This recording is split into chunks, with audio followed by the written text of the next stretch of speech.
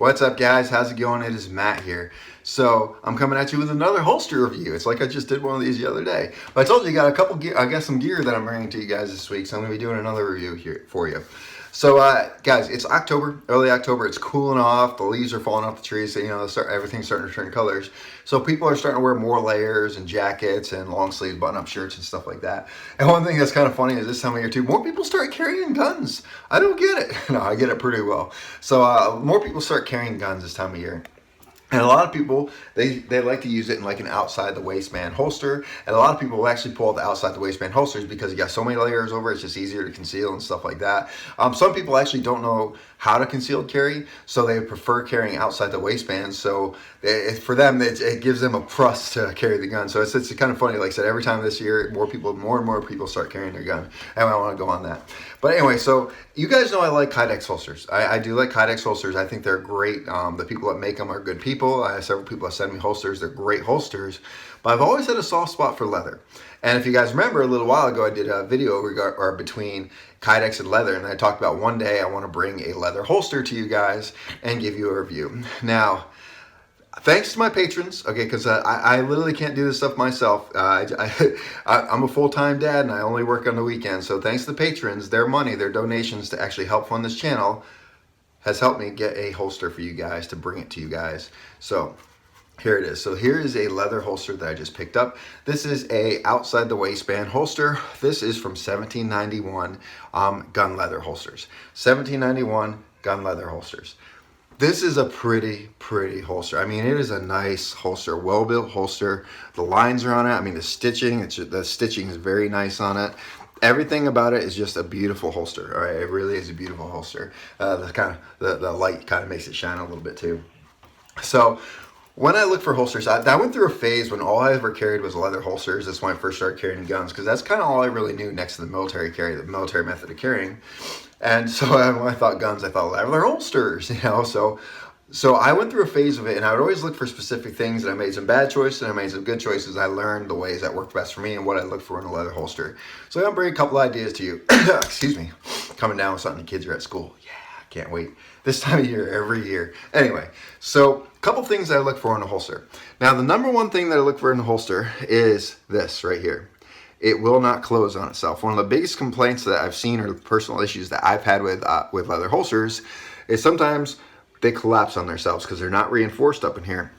So when you're trying to reholster a gun, you literally, first you put it in there and you have to shove it and it's not going in there, and then you have to put a second finger in there and push it in there just to get the gun in the holster. I don't like that. I want it to stay open. So I look for a holster that's thick and reinforced, just like this.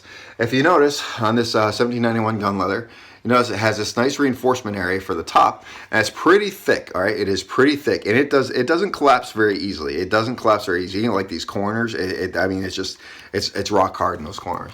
So this holster is not going to collapse. So that's one thing I always look for a holster, and very important for that is some sort of support. There's a lot of leather makers out there and suede makers out there, and they just don't put the time and the effort into making it thick so it doesn't close on itself. Now I got this for like 50 bucks. I think it was. Yeah, 50 bucks. I bought it for 50 bucks, so it's kind of a little bit of a higher quality, you know, holster.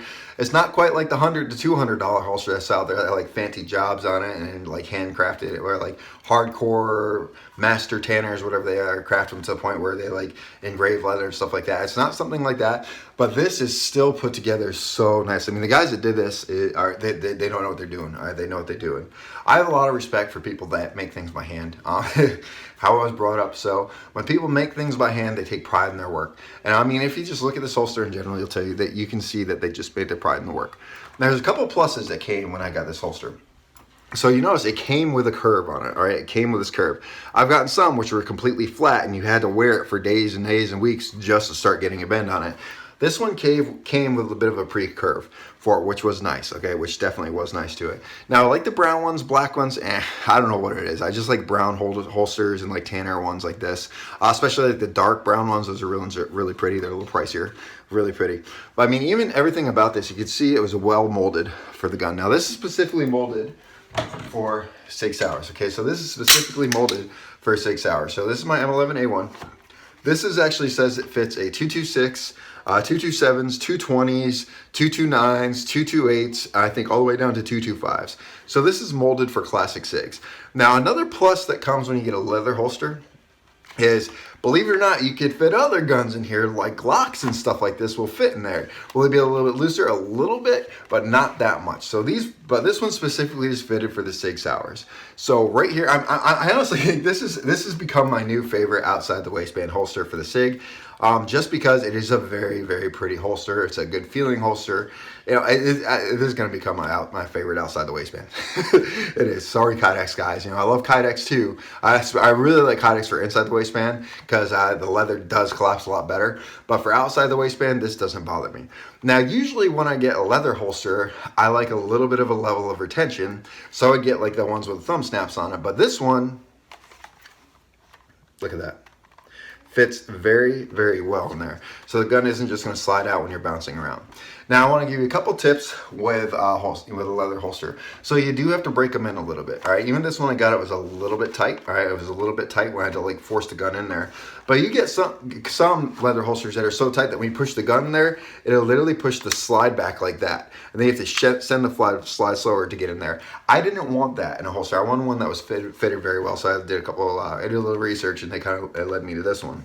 So what I got that was a little tight. So I do what I've done for years when it comes to leather holsters.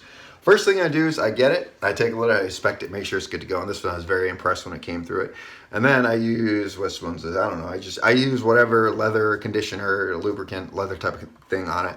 And I literally, I mean, this is the same stuff I use for my cowboy boots. I've been wearing I love my cowboy boots. And this is the same stuff I use for my cowboy boots. If you lube them daily, you condition them, they'll last a lot longer. So what I do, the first thing I do is I just coat this. I mean, I make it all slimy and coated, and on the front, on the back, on the lips, you name it, wherever it was, on the curves. I make this damn thing slimy. All right, I really do. And then I scrub the hell out of it. I scrub the hell out of it to the point where I scrub the brush and actually scrub it into the leather, where that loosens it up a little bit and makes it nice and a little bit softer. And then after that, I didn't put any in here. I don't put any in here. And then after that, I simply put the gun in there, and then the second I did that, I put it on my hip. All right, so it's still a little slimy, not quite when I put it on my hip. And then I pulled it tight to my body. Now what that does, because you lubed up the leather, it helps it break in and helps it curve to your body a little bit. Now this one hugs very, very close to your body. Okay, this one hugs very, very close to the body. So I'm gonna put it on for you and show you just how well this one works. So when you're doing outside the waistband holsters, you have a loop over here, and it depends on how you want to hold it. I always put the belt through one loop here, put it through the actual pant loop, and then I put it through the other loop here. And then once I get there with the leather, especially with leather, I kind of crank it a little bit tight, just so it kind of pulls it tight to it. And then obviously I put it on, and I'm not going to teach you how to buckle a belt, because I think we all know how to do that by now, I'd hope, at least. And I hope you're wearing a belt, because it's part of carrying a gun, you need a belt for it. And then what I do is once I get it on there, I just kind of shift it to where I want it to go. Now this hugs to my body very, very closely. So let me adjust this camera just a little bit. So this hugs to my body pretty closely. It prints a little bit, you can see, especially from the sides, you see it printing a little bit right here. But for most part, I mean, I get this 45-degree cant, I think it's 45-degree cant, right about here, and it pretty much hugs it close to my body. So it blends in pretty well. And when you're wearing multiple layers and it's kind of cooling off like this, I usually have a jacket over this too. It is not a big deal. Now, the one thing you want to look for if you're worried about if you want concealed carry with these is when you put this on, you want to make sure your shirt's long enough, because if it's too short, you'll be walking around in the bottom of the holster, or if you have done, it's like a half holster, I guess you call it, you have to see the pistol hanging out. I like a shirt long enough that it covers that. When I reach, will it go up a little bit? Yeah, it will. So I try not to reach up and down and stuff like that. But this is how it looks on my body. And this is a pretty good, let me pull my shirt tight. It actually fits pretty well. It prints a little bit, but it's not that bad. So that's kind of a plus. Let me adjust the camera again here. So I do like leather holsters. Leathers are very comfortable holsters. When you put a leather holster on, it feels very soft on your body. It pulls it right to your body. The only problem is when it gets hot, it may not be the most comfortable. You're gonna be sweating a lot with a leather holster on in that specific area.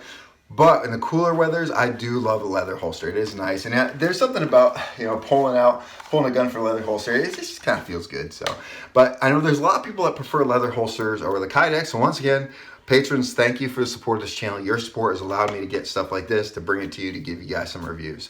But there you have it, guys. This is a 1791 GunLeather holster. This is probably going to be my new outside the waistband holster for this specific gun.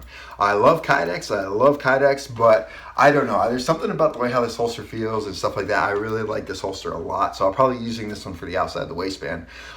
When I'm doing the inside, I'll probably be using my new appendix rig that I showed you the other day. I'm really digging that too. Now, I do like Kydex better for inside the waistband, but outside the waistband, leather doesn't bother me. Anyway, guys, I hope you like this video. Like, share, subscribe. Tell your friends about me, guys. If you want to help support this channel, go check me out on Patreon. The actual link to the description is down in the description. If you want to support this channel, whether it's $1 a month, whatever it is, all those funds that you guys actually donate to the channel goes directly back into the channel. But the gear and the stuff like that I brought you, it's usually through Patreon, unless someone sent it to me, like a couple friends and stuff like that. So once again, patrons, thank you for your support. You keep this channel running, and it allows me to bring this more content to you. Anyway, guys, remember, it's our responsibility to take care of each other and protect each other. Peace.